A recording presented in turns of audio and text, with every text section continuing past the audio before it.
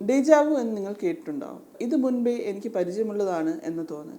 എന്നാൽ ജാമൈവു എന്ന് കേട്ടിട്ടുണ്ടോ? ജാമൈവു എന്നാൽ ഫ്രഞ്ച് ഭാഷയിൽ ഇതുവരെ കണ്ടിട്ടില്ല എന്നാണ് അർത്ഥമാകുന്നത്.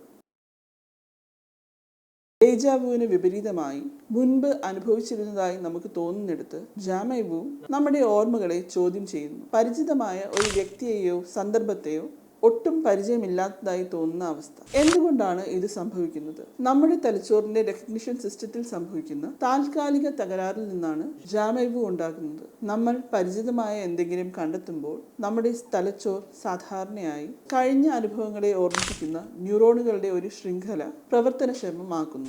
എന്നാൽ ജാമൈവുവിൽ ഈ ശൃംഖല തെറ്റായി പ്രവർത്തിക്കുകയും നാം തിരിച്ചറിയാനാകാതെ വിഷമിക്കുകയും ചെയ്യുന്നു. ജാമൈവു താരതമ്യേന അസാധാരണമാണ്. എന്നാൽ 60 മുതൽ 70% ആളുകൾക്ക് ജീവിതത്തിൽ ഒരിക്കലെങ്കിലും ഇത് അനുഭവിക്കുന്നു. എപ്പിലെപ്സി, മൈഗ്രെയിൻ തുടങ്ങിയ ന്യൂറോളജിക്കൽ അവസ്ഥകളുള്ളവരിൽ ഇത് കൂടുതലായി കാണപ്പെടുന്നു. എന്നാൽ അല്ലാത്തവരിലും ഇതുണ്ടാകാം. ഈ അവസ്ഥ സാധാരണയായി ദോഷകരമല്ല, സ്വയം പരിഹരിക്കപ്പെടും. എന്നാൽ ഇത്തരത്തിൽ പതിവായി സംഭവിക്കുകയോ നിങ്ങളുടെ ദൈനംദിന ജീവിതത്തെ തടസ്സപ്പെടുത്തുകയോ ചെയ്യുന്നുവെങ്കിൽ ഒരു ഡോക്ടറെ സമീപിക്കുക. ആദ്യം ആരോഗ്യം.